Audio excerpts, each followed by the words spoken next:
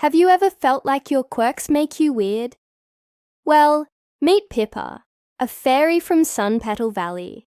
Every fairy there had special magic, but Pippa's was different.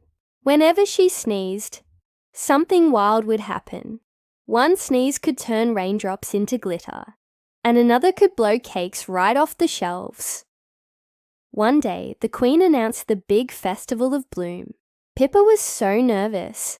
She just wanted to help without causing any trouble, so she was given a simple job: carry a tray of petals. But right in the middle of the festival, she felt that familiar tickle in her nose. Achoo! A huge sparkly gust of wind erupted. Petals flew everywhere in a beautiful glittering storm. Pippa was sure she'd ruined everything. But then, she heard laughter.